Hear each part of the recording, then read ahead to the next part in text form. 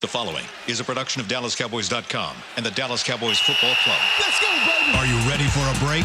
Yes. Are you ready for a break? Absolutely. Ready for a break?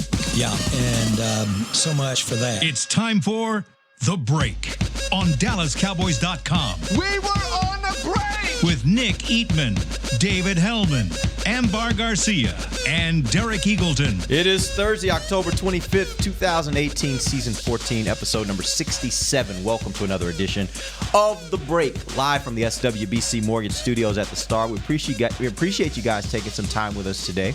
It is our last show of the week. We're going to take a little time tomorrow to regenerate and recuperate and rejuvenate and just have a good weekend. Amber started today, I assume. So must be nice. Yeah, I know. So we'll go. We only have about 30 minutes today because Cowboys changed up some of the scheduling. This is not our fault. Like, we've been doing the 45-minute thing, and I know some people don't like that. They hate it. Sorry, but this is not our fault. Like, it's not. Cowboys changed up their schedule during the bye week, which is completely contrary to the schedule we've been running on all during the season. So nothing we can do. I don't know what you want me to do about it. We could do it in the afternoon, but I'd rather. wants to do I want to go home. show. I want to go home. Yep. It's the bye week. So we're going to jump right in. We got a few topics I want to hit. First thing I want to hit is the Amari Cooper arrival. He is now in the building. He had his first practice yesterday. Let me ask you a question. How long do you guys expect it will take before he is ready to be a starting contributor for this team? I mean, he's going to be starting against the Titans on Monday. So. He will be. Yes. Hell yeah. You don't give up a first-round pick, and then especially if you have the bye week. Like, if they were playing Sunday, maybe, but he'll have been here for 12 days by the time, or 10 days, whatever it is, by the time they take the field. Like, if he's not starting, something is up. I hope he's not taking a 5-day, bye week like everyone else, because he's already. Remember, he's coming off a bye week. Yeah. Well, I did see yesterday that supposedly he and Dak are planning to stay in town and just kind of spend a little time together over the bye. Which, if true and accurate, then I think it's probably a good thing. It's probably not a bad idea for them to start getting on the same page because now Dak has his number one guy. And it's not, it's a guy that he's getting fresh. And so it's kind of like, he has an opportunity to kind of mold him around what he does and then vice versa. And the hope, I think, from the Cowboys' perspective is that they're both going to be here for quite a while. So that's probably a smart thing to do. It's like a body catcher to me. Is he? Cool. I just saw a couple of highlights. He was. No. It's hard to tell for what we saw yesterday and today. There's... It's not a lot of practice, but he's got a good size to him. He's not like a really big guy, but he's definitely not a small guy, and he's just he looks like an average sized receiver, maybe a little bit bigger than that, but he's supposed to do everything well, which is why they draft you 4th overall. When you're a receiver drafted 4th overall, it means you run good routes, you got good speed, you got good body size, and you got good hands. And I know he's had some drops lately, but I don't buy the theory that it sounds good and it can certainly be useful, but I just think it's one of the most overhyped things in football. Like, we're gonna get together on Saturday and run some routes. Like, routes on air is really gonna do that much for you. Like, I don't necessarily buy it, but by the time they play the Titans, Dak and Cooper will have been able to practice 5 or 6 times, so it's enough. I don't know how great it's gonna look, but it's enough. So that's what I expect. Yeah. Do you expect? I know you said he's definitely. You think he's definitely starting by Tennessee. How long do you think it takes before he's actually really contributing? Would you be shocked if you get to Tennessee, he starts the game, and he only has 1 catch? Does that bother you if you get to Tennessee and he only has 1 catch? I think he'll really be a good contributor for this offense next season. That's really what I believe. That's why. And that's what I'm trying to get to. Is this a this year thing or is this a? Well, I think they're going to try this year, and I think there'll be certain routes that he can run, and whether he starts or not just depends on the personnel package they put out there. Right. But I think he's going to be a contributor right away. But I just think it'll take a while before he actually is in this offense, and who knows if next year's offense will be the same as this year. I don't know that. I don't know. I wrote about this. I wrote 3,000 words for my column this week. Like that's how much stuff I just had For the average person out there that when you say that doesn't really make a typically difference. write Tell me a little bit put some great 800? mark on that, a benchmark. A story, a news story is anywhere from 300 to 800 words, and a column is probably like 800 to You went 3,000 up to 1,000. I wrote about 750 in my column yesterday. Yeah, so you did 3,000. I had a lot to You say. wrote a book. I had a lot to say about the trade. Okay. But anyway, the point Let's break is, this out into some days here. Like Multiple. part 2. I think one thing I want to keep in mind is like the Cowboys are not asking Amari Cooper to be like Antonio Brown in the sense that he's going to catch 115 balls for 1,600 yards. Like that's not this offense. It's not. I mean, this is still a run-first offense. It hasn't looked as good because they haven't had a receiving threat. But literally in my column, the baseline that I'm looking at for any number one receiver in this offense is pretty much what Dez did in 16. And I know that sounds weird, and I've said this a million times, like Dez played well in that 16 offense, and he gave them the running room that they needed, and he made plays down the field. He caught 50 balls for 8-something, he caught 50 balls for 7-something and 8 touchdowns in 13 games because he missed 3. And I handicapped it. I was like, okay, if you play 16 games, that's about 60 catches for about almost 1,000, a little bit less, and 8 to 10 touchdowns. It's not elite numbers, but it's good enough. It's good enough for what you want to do in this offense, to run the ball the way you need to run it and to open things up for Beasley. That's only 4 catches for 60 yards a game. That's not, I'm not asking a lot of you. So I don't know if he's going to get that against Tennessee. I'd be surprised, but I would like to believe that he can start hitting those types of numbers after a little while in this offense. I mean, what I would like to see more than anything is just get the ball down the field, or at least attempt him down the field a little bit more. And you don't even have to make catches with that. Pass interference penalties work just the same. It doesn't help anyone's fantasy team or doesn't really help his numbers, but I can promise you if you're going down the field and getting different kind of coverages and things like that and drawing penalties, that would be good. It'll be interesting to see how teams treat him. Watch Amari Cooper over there, just like, because it took a while for Dez. Dez, even last year, got more double coverages than anybody's getting. Nobody's really getting that here. So they need that. They need that back again. That would kind of help with the offense.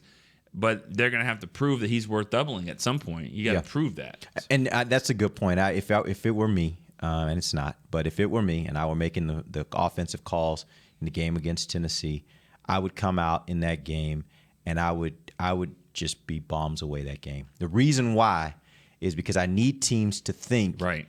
I need teams to think that I got this new weapon and I'm gonna be bullish about using him, and he has the ability to be able to be a game breaker. Like if you don't pay enough attention to him, he will hit you for an 80-yarder, and all of a sudden, just like that, Cowboys got 7 points. I need them to know that, because I think that's part of the reason why the offense has been stagnant at times this year, is because again, what they've said is, we expected we're going to have 8-9 in the box all the time, and we always run against that. Well, with an offensive line that's not as good as what it's been in the past, they can't run against 8 and 9 in the box. They got to be able to get that safety out of there. They got to be able to force them to keep 2 guys back. And I would basically, more than a few times this game, I would have Gallup and I would have Cooper on opposite sides of the field, both challenging both deep sides of the field, so the safeties have to be back, and I'm taking the shot if I catch them in single high safety, I'm taking a shot at them, because I'm forcing teams around. I'm doing it more for all the other teams I'm going to have to play than just for Tennessee. You know what? Let me say this too, and I don't know about if this is fair to the offensive line or not, but you said because of the way the offensive line is playing, they can't beat the 8 and 9 men in the box. Are we sure it's not because of the 8, 9 men in the box the offensive line is playing this way? Well, if you want to go back to what Zeke was saying before the season began, he said, we always have 8, 9 in the box. We still run against it, and we're still going to be successful against it. His expectation, at least, was, we've seen that before. I've been seeing that since I got to the Cowboys. My offensive line is good enough to where we can still make hay against that kind of front. And to be honest with you, for the most part, they had. Like, there have been 1 or 2 defenses in these last couple of years that could really stop the Cowboys offense when they wanted to run the ball. The Denver game, The New York game, New York had done a pretty good job against them in a couple different occasions. You could say Philly, but there weren't a lot of Washington teams the other day. Yeah, but this year we've seen No, a I lot know. more. Yeah, I know. But that's my point. Like before, he was right. Before that, there were a lot of teams that wanted to stop the run. They just couldn't. Yeah. This year, more and more teams are having success stopping the run. But you've got all pro and Hall of Fame players that are gone, and you just can't on all levels too. I mean, you're an all pro center, the best center in the league, or arguably the best, is gone. You've got a Hall of Fame tight end who wasn't playing at that highest of levels. Still better than anything you got now. Still better, and he still understood coverages. He understood how to get open. He understood, just how to get in the way and blocking. Dez, say what you want, he still demanded more attention than anybody's doing now. So when you're taking all of these hits like that, it is going to be a difference. And I think Connor Williams is learning on the run, and that's affecting everything. Yep. Let's take a real quick break. When we come back, I want to jump into an idea I had for a few topics where we'll talk about some change. I want to throw some different things that the Cowboys could do here in the off week that could possibly change things up. And then I'm going to let you guys tell me whether you think they're good ideas, bad ideas, and also are these things that the Cowboys coaches you think would actually do, or if it's something they would never do. We'll do that when we come right back. This is DallasCowboys.com radio. If you're like me and you love... if you have a thing, then cutting the cord is scary. But then I found out I could switch to DirecTV Now and still get the live sports I love. No satellite needed, no bulky hardware, no annual contract, just... Get the live sports you love. Try DirecTV Now for $10 a month for 3 months. Visit DirecTVNow.com. DirecTV Now. More for your thing. That's our thing. Use code REALDEAL. Limited time. Price for little package. After 3 months, renews monthly at full price. Currently minimum $40 unless canceled. Prices may change. New subscribers only. Cancel anytime. Content varies by package and may be limited. Restrictions apply. Star Sports Tours is the only official fan travel partner of the Dallas Cowboys, offering exclusive game weekend travel packages with sideline access and photo ops with current players, alumni, and cheerleaders. That's not all, though. You'll get to talk X's and O's with Senior Director of Player Personnel Will McClay, and of course with yours truly, me, Brian Broaddus. You can trust the official fan travel partner of the Dallas Cowboys, and with us, you'll travel like a pro. Visit cowboystravel.com to book your travel package today. Want to use what the pros use? How about the official men's skincare brand of the Dallas Cowboys, Jack Black? Right now, you can get the Jack Black Playmaker, a curated collection of Cowboys locker room favorites for just $10 with free shipping. The Playmaker includes 4 Jack Black skincare favorites, plus a full-sized Intense Therapy lip balm and a Cowboys can cooler. Go to getjackblack.com/Cowboys and use the code word Cowboys. The Jack Black Playmaker, $10, free shipping. While a player could look good on paper, it's when he's out on the field that you really find out what he's made of. That's why the Cowboys rely on more than just stats and scouting reports when building their team. When picking a tractor, it's why you should rely on more than just specs and features. You've got to take it out and put it to the test. The Cowboys did when they named John Deere their official tractor. Experience one for yourself. Visit myjohndeeredealer.com/football. Back to the break. Welcome back. It is the second and final segment of the break, live from the SWBC Mortgage Studios at the Star. Remember, we will not be doing shows tomorrow. Actually, none of the podcasts will be happening tomorrow. We're giving these guys a little bit of time to recuperate and get their minds right for this second half of the season. So, Amari Cooper rate. You know what I mean? You get it? yeah, I do. Okay. Good job. You're welcome. You're welcome for that. No, I mean, when you said recuperate, I thought that's going to be a headline. You guys are already thinking like that? No, that was my first thought was, wow. Because everything we've done in the last 4 or 5 days, I mean, if you just look at all our headlines, it just says Cooper. You know, if he goes out and he plays a good game and the Cowboys win against Tennessee, it's a heck of a title for your game. The Cowboys are winning against Tennessee. Like, let's dispel that. I mean, I know we got to talk about them next week. No, they are. They're at home.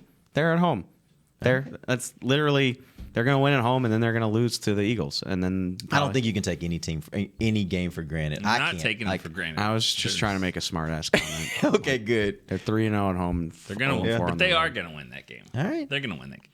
All right. Tennessee. We will see. Tennessee is one of those teams that's so weird. Like, there are times they played this year where you were like, it looked pretty good. There are other times they played this year you're like, Yeah. We made the playoffs last year, which is unbelievable. Like, they don't get blown out, though. They're in a lot of games. They lost 21-0 at home to the Ravens. B-slapped by the Ravens. Last week, though, who were they playing last week? They lost by a point to the Chargers in London. The Chargers, that's who it was. And the Chargers are a good team. They gave really up good 11 sacks to the Ravens. Yeah. 11. I know. The Ravens have been really good this year. Yeah. Their defense, especially, has been really good this year. We're burning through topics for next All right, so here's what we're going to do. We've got, I wanted to throw out some different things that the Cowboys could possibly change this week. And these are not things that necessarily they would change. But what I guess the question I'm going to ask you guys on each of these is, number one, is it a good idea or bad idea to make this change? And then number two, is this something that, based on your knowledge of this coaching staff, that they would do or something they would absolutely not do? All right? We got that? Got it. Do it. Right. First one, change the offensive play caller. Go from Linehan to Jason Garrett. Good idea, bad idea? Good idea. Good idea. I mean, that's, wow, you may really make me take a hard stance here. Like, it's not a bad idea, but like, I really don't think that that's like this magical cure-all, to be totally honest with you. Like, I don't think the play calling is like, I know people hate Scott Linehan, but I don't think it's just going to magically be better doing So something there's no else, point to doing it if it's not going to be I much basically better, feel like there's much not a different. huge point. I really, that's kind of how I feel. Like, I'm not saying it's a great, like, I don't think Scott Linehan's doing this amazing job, but I don't think that's this huge fix, in my opinion. I mean, it probably isn't, but I mean, it's not. Nothing's changing right now. So I mean, what's it going to hurt? I mean, his feelings. Yeah, I mean, it would. I assume, but not that. Oh well, this is a results-oriented business. Go. Yeah, let's do. I mean, something different. I mean, we've been seeing the same stuff over and over. I mean, I don't know. I would make a change, but yeah, I don't know if it would necessarily do anything. Yeah, but I would have made a change this week. I kind of agree with you from the standpoint that, Nick, I kind of agree with you because I think, you know, what they always say about the definition of insanity, you keep doing the same thing over and over and expecting a different result. If your offense is not doing enough, right, you got to do something to shake it up. And I kind of agree with you, Dave, from the standpoint, I don't know that that's the answer. I don't know if there's going to be some magical change that would happen by that. But to me, sometimes if you just have a different person calling plays in a different sequence, it can ignite the offense and give the offense a little bit of a spark because it's just a little bit different. It's the same plays. It's just the sequence in which you call them, right? Well, it's just how aggressive are you in this situation versus this situation that can sometimes make the difference. I mean, think of it if you're like a NASCAR team, though. Think of it if you're Linehan and you're like, okay, I'm the driver. I'm the driver here, and we've been dealing with this, and this car's a little raggedy and whatever. And they're like, all right, well, guess what? We're going to change the driver this week, and we're changing a new car. So we're going to give a new car, and then someone else is going to get the driver. You're like, wait a second, why can't I get the new car? You know, maybe I'm going to do better if you give me something, you know, some better tools. Yeah, the only problem with that is he got a nice car, pretty decent car in Tavon Austin, and we hadn't seen them use him effectively. Yeah, right? Yeah, it's a really good point. Yeah, I mean, he didn't use him the way that the other teams are. They didn't find a way to use him and incorporate him into this offense to where it made a sizable difference. In my opinion. If Houston could do something with Kiki Kuti or whatever, I mean, Kiki QT. Do something. Yes, with I agree. Tavon Austin. Yes, I agree. No, and that's a really good point. I mean, no, there's clearly star power lacking on this offense, but they are not without talent. And Tavon Austin is the big one that I don't understand. Lucky Whitehead was more active in their offense than Tavon Austin was. And he didn't always even get the ball, but he was just a more active part of what was going on. Baffling. And the Deontay Thompson thing, it's just like you're not using him to do what he's supposed to do. I mean, you're not. I mean, he needs to be running the deep routes. He needs to be using the speed. He's not a possession receiver. I mean, with the game on the line in Carolina, they threw him the out route. He was cut earlier in the week, and then now he's the guy with the game on the line. He runs a timing route, and you know it's incomplete off his hands, or it's an interception against Houston because you know he comes back and knocks the ball up in the air. I mean, he seems like the guy that should be running deep and taking the safety with him and opening out things in the middle. I don't want to kill your game, but the last thing that you The last thing that you said really is it keeps resonating with me is like, based on what I know about this coaching staff, what do I think? And that's going to color everything I say. And that's cool. That's why that's the next part of the question. So go with that. Well, it's just that like I know this coaching staff really well, to the point like I was shocked that the Cowboys even traded for Amari Cooper, because that doesn't seem like something that they would do. So it's nice to see that they're willing to step outside their comfort zone. But in my opinion, basically, Jason Garrett he's not that type of guy. Like, he's more, he's going to keep hammering on the nail until it goes in. Like, I specifically myself asked him, earlier in the season, like, well, your tight ends aren't really playing the way that you would prefer them to play. Like, does that make you think that you need to alter the way that you play offense? But I mean, do you need to change personnel? Do you need to use fewer tight ends? You need to incorporate your receivers more? And he thought of it more as, no, we need more time on task with these tight ends so that they can get better and we can execute what we want them to do better. I know there's people at home that disagree with that, and that's fine, but that's how the head coach thinks. And the head coach has the backing of the owner, and we've said before, I mean, he's going to have the backing until he doesn't, but for the time being, Jerry Jones is all in on Jason Garrett, and so all these decisions are going to reflect Jason Garrett's thought process, and it's not Jason Garrett's way to make those type of knee-jerk mid-season changes. I don't think that's an interesting point of view on the coach, because I see that in some ways that could be a good characteristic, because I think sometimes this happens a lot in college football. There's so much change in college football. You see these programs that are changing coaches every 3 or 4 years, and there's just always something changing. And so there's never a time to really focus in and say, we're just going to get better in this area. We're going to keep hammering at it until we get better in this area to actually improve. So I can see it from that side. The flip side to it is you can become so stubborn to the point to where you literally need to make a move and you won't, because you're so blinded by, we got to make this work, and it just doesn't work, right? So it's kind of a double-edged sword. You kind of want that a little bit, but at what point does he have to say, okay, I really got to make a change? This organization has come across as pretty stubborn at many points in the last 5 or 6 years. So, I mean, you're right. There's been some times when I've thought that Jason should change things up a lot more, but he just stays consistent with the message. And, that's why this team has been consistent. I mean, they have. I mean, you can say that they're inconsistent, but they're very consistent. I mean, they're just very consistently average. And even on the years that they have good years, they follow it up with a really bad year. I mean, it all kind of evens out. That's why his record is kind of right there. But you look around the league, most teams are kind of the same way. They just haven't had as long of a leash as he's had. All right. Let's move on to the next topic regarding change. Lyle Collins. You could take Lyle Collins, who is right now your right tackle, and you could possibly flip him into left guard, take Connor Williams, move him out to right tackle. The idea would be there that maybe Lyle is better at guard. Maybe that shores up your left side a little bit more. Connor Williams played tackle in college, so maybe getting him back out to tackle moves him to something that's more familiar. Although he was a left tackle in college, moving him out to tackle, maybe that gets him to something that's more familiar that he can maybe adapt to a little faster, and maybe you get a little bump in what you're able to get out of your offensive line. Good idea or bad idea? This goes right back to what I was saying, is like, do you see it and say, this isn't working, we got to change, or are you like, these guys will get better if they can just get more time? Right. And I don't have an easy answer to it, and it hurts me. Just Lyle Collins is one of my favorite guys on the team. He went to LSU, and I thought he played fantastic last year given the circumstances, and it's just not happening for him this year. Like, he's not playing well, and I can't put a finger on why. So I'm not trying to defend that and say he's playing great. What are you talking about? I'm not blind.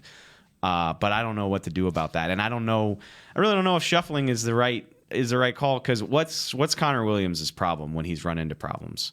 Power, right? Mm-hmm. Like, he's not that strong. Which ends are strong too. Like, it's not, you don't have to be as strong to play tackle. It's more about your feet. It's more about your agility. Absolutely, but I guarantee he'll get overpowered at tackle too. If he's it's not. It ain't like. Yeah. I mean, look at DeMarcus Lawrence. Like, no, they're bull rushes. That's who you're going up against. That'll come at you with power. Yeah. And on top of that, I think Connor Williams has played well more than he's played bad. And I agree with that.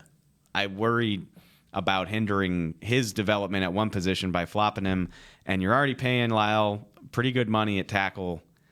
And I'm tempted to say you just ride it out. I'm not saying it's looked good, but I think that's better than the alternative. My first thought was the same as, ride it out. But I thought of the exact same thing you just said. Like, what are the problems of these two guys?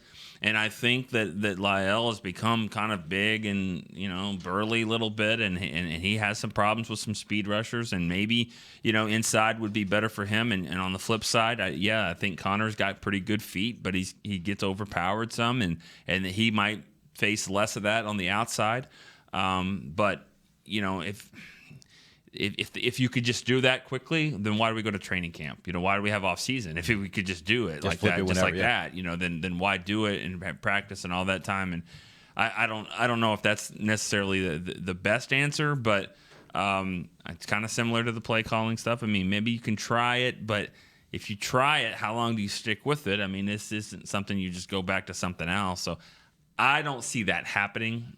I'd be intrigued if they did it, but I don't see it happening. And I think that's the big thing. Like this, when you get to this part of the question, would the coaches do it? I don't think there's any way in hell that these coaches would make that kind of change right now in the season.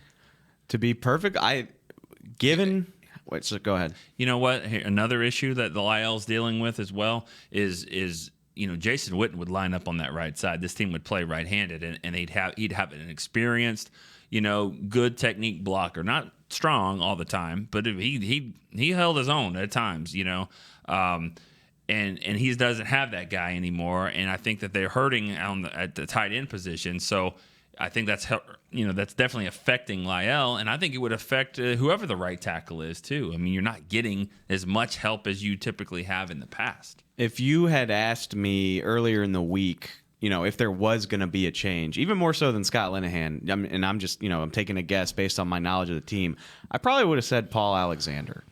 He's the new offensive line coach. Your tackles have both regressed this year. There's been a lot of talk about playing new techniques on the offensive line.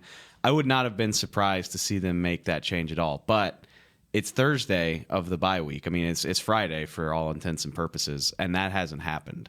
And so I have a hard time believing it's going to happen now. Right. So that's definitely, I think that's something that could have been considered. But again, knowing the coaching staff the way we do, I don't think any of us are surprised that they didn't do that. Okay. I have several more. We're at the end of our show, so I'm going to hold these till next week. We'll get into these on Monday. Sorry. I have some more of my interesting Derek. ones, like Travel Byron Jones. I think that would be an interesting one for us to dive into and think about, so whether that could be a good option. But we'll talk about all those on next Monday. Again, we're out tomorrow. We'll be back on Monday. We'll be back at our regular time. Hopefully, I'm pretty sure we'll be back at our regular time, 11:45 on Monday. Till then, for Nick Eatman, Dave Hellman, I'm Derek Eagleton. This has been The Break, live on DallasCowboys.com radio.